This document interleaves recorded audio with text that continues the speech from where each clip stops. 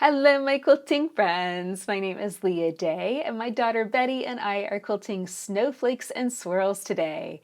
This is stitched with my new mini paper stencils. These are designs printed on plain paper, just the cheapest copy paper you can find, and you cut out the small squares and stitch through the stencil and your quilt at the same time. When quilting on a small home sewing machine, we have to take that small harp space into account. So it's best to quilt from the center of your quilt and align that first row of stencils with the seam line on your quilt top so it's nice and straight. Then you just stitch across from the left edge of the stencil to the right, butting them together so you quilt a continuous line from the center of your quilt. As for the style of quilting I'm doing, this is free motion quilting, so I'm either quilting with my darning foot or a ruler foot attached. Both will work, and you just want to be able to see your needle clearly so you can follow the line on paper. As you can see, the swirl design is super fast and easy, even with Betty sitting on my lap. To quilt this baby quilt, I quilted one row of the swirls and then 2 rows of snowflakes.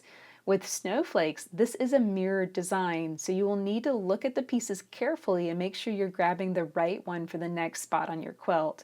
You'll stitch half the snowflake shape with one row, then the opposite half with the next row. I love this effect, and it was so fast and easy to free motion quilt on my little Singer sewing machine. Of course, I would be skipping a big step if I didn't include some tips about ripping the paper away after the quilting is finished.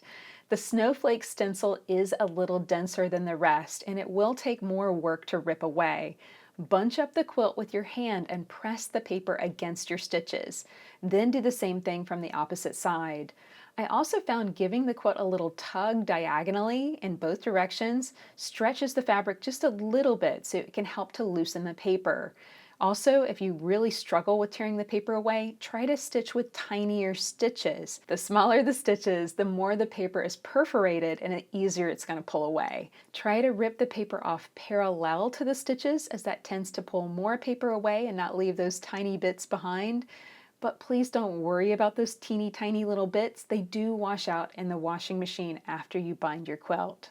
So that is it for Snowflake and Swirl. This is a beautiful combination of quilting designs, and you can quilt this yourself on any home sewing machine you own.